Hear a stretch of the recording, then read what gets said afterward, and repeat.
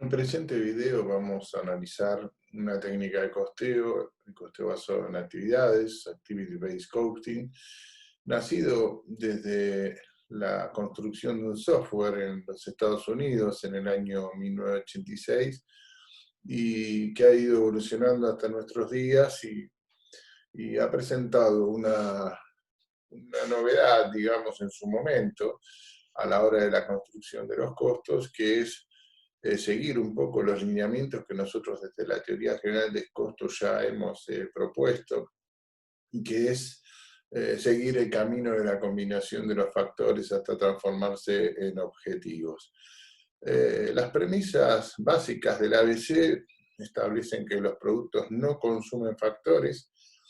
Luego hay una segunda, dice los productos solo consumen actividades, esto yo lo pongo entre comillas y signos de interrogación, ya que a mi entender los productos no consumen actividades, sino que las actividades son las que obtienen los objetivos a partir de su acción.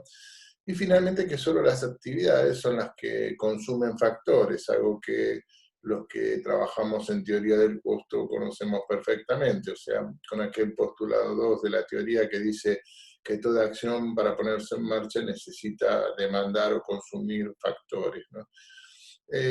Dos conceptos que aporta el ABC que pueden ser interesantes para lo que es eh, la conceptualización académica de algunas cosas que pues, no tienen mucha diferencia con lo que nosotros planteamos en la teoría de costos, pero que vale la pena revisar. La actividad para los ABCistas es un conjunto o una acción, un conjunto de acciones dirigidas a añadir valor a los objetivos y a los procesos que las generan. Eh, Esto implica que no solamente es una cuestión de pensar en la acción o el conjunto de acciones como que apuntan solo al objetivo final, sino también a los procesos en los cuales estos objetivos se generan. Y después el concepto de cost driver o driver cost, en español se lo ha traducido con el nombre de generador inductor de costos. Es un elemento variable que vincula racionalmente factores, acciones y objetivos en su proceso de transformación hacia la generación del valor. Es importante los aportes que realiza el ABC vinculado con cómo observar las actividades dentro de los procesos de transformación. Son aportes que creo que son válidos a la hora de poder establecer una especie de modelo a la hora de observar las acciones que se desarrollan en un proceso. El ABC dice que las actividades se podrían modelizar o clasificar por jerarquía, por nivel, por flujo de proceso o por agregado de valor. Las más utilizadas, a mi entender, son la clasificación por jerarquía. Esto lo que nos propone es que en el análisis de actividades siempre tenemos que ir de lo general a lo particular y nunca al revés. Las macroactividades incluyen a las microactividades y en una propuesta que hicimos en su momento, en el año 98, con el profesor Cartier, desarmamos un poco las macroactividades en funciones y procesos y las microactividades en operaciones y tareas.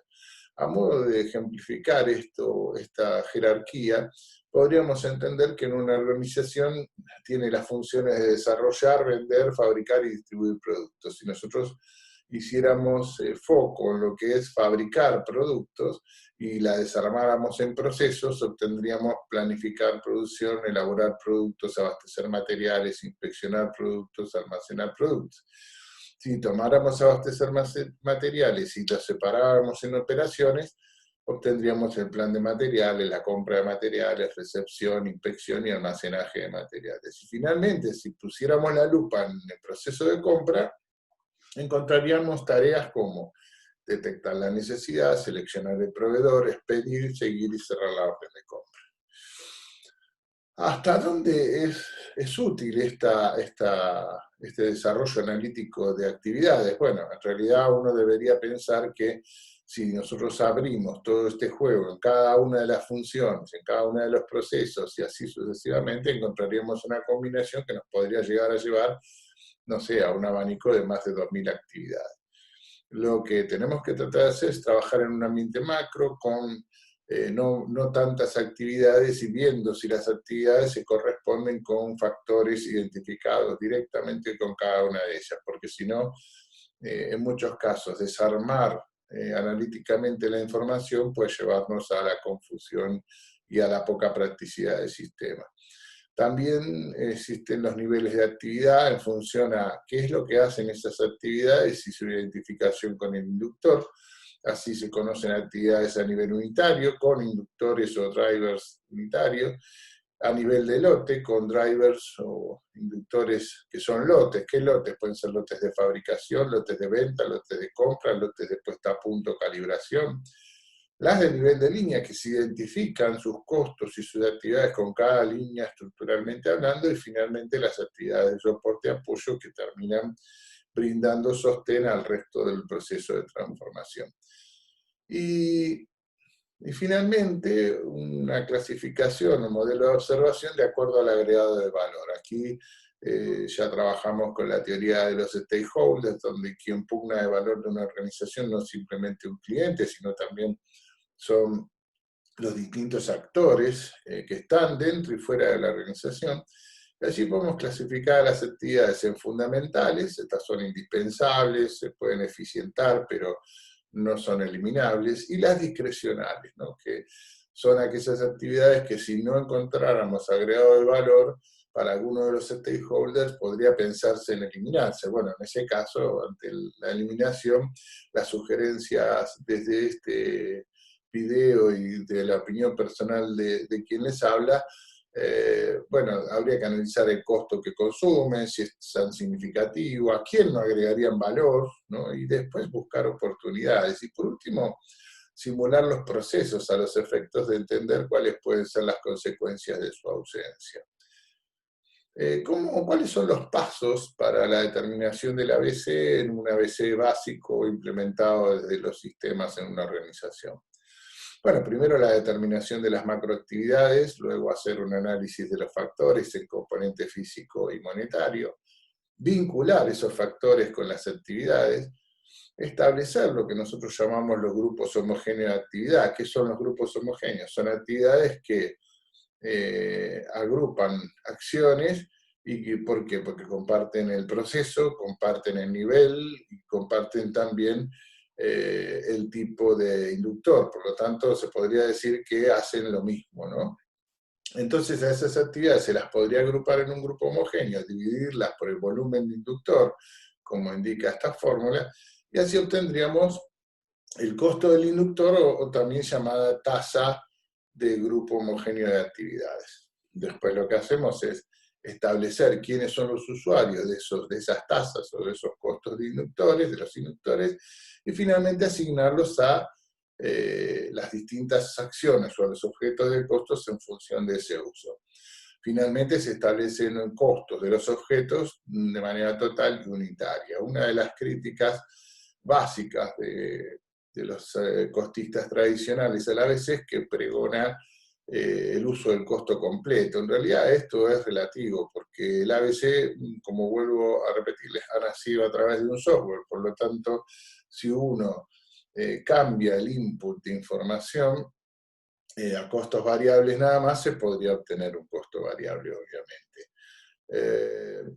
Finalmente, que en un esquema donde podemos ver un poquito más resumido esto, los factores productivos se conectan con las actividades, se aplica un filtro de nivel que clasifica las actividades por proceso, otro filtro de nivel que clasifica por nivel, unitario, lote, producto, apoyo, y finalmente el sistema constituye las tasas de grupo y termina conformando un costo por inductor que después, en función de cómo se usan esos inductores por parte de los productos o actividades, termina obteniendo el costo del producto del tipo completo. Finalmente, para ilustrar conceptualmente el ABC, podríamos significar cuáles son los aspectos centrales en la actualidad, en las versiones actuales, que tienen que ver con el ABC y la transformación que se ha generado de de los software, ¿no? Bueno, en primer lugar, que el ABC reconoce como driver tanto a los componentes físicos de factor que lo conectan los factores con las actividades, como a los drivers o unidades de servicio de las actividades, que son las que terminan conectando ese servicio con otros elementos actores. Y la gran noticia de esta evolución del software que se provocó a partir del año 2000 es que el software permite realizar prestaciones entre actividades, ¿no? Entre mediatas entre sí o de mediatas a las inmediatas, y eso le ha dado un giro al software muy oportuno, ya que las conexiones entre los módulos del software, módulos de recursos, de actividades y de objetos de costo, se puede hacer tanto de un módulo a otro como de manera arbitraria entre los módulos, ¿no? O sea, por ejemplo, yo podría conectar algo del módulo de recursos con objetos de costos, aunque no lo recomendaría desde el punto de vista técnico, pero se puede hacer. Pero lo más importante es que se pueden hacer conexiones entre actividades, como vemos aquí en esta parte central. Todos los sistemas de ABC se nutren y se alimentan de una base de datos. ¿Qué datos debe contener esta base de datos? Bueno, un código de actividad, la descripción de la misma, el proceso al que pertenece, el nivel de actividad, cuál es el inductor o driver asociado a la actividad, la capacidad de la actividad medida en volúmenes de inductor para un espacio de tiempo definido, que generalmente nosotros lo planteamos de manera mensual, y el costo de la actividad, que de alguna manera está determinado por el uso de los factores consumidos para poder lograr la capacidad de esa actividad. Esto conceptualmente creo que constituyen las novedades más importantes en cuanto al ABC, y en un video siguiente lo vamos a ilustrar con un caso práctico en donde podemos ver cómo funciona el ABC básico y cuáles podrían ser las mejoras que se podrían concebir a raíz de la potencialidad que brinda el software y combinándolo con el conocimiento que nosotros tenemos de costos. Hasta la próxima.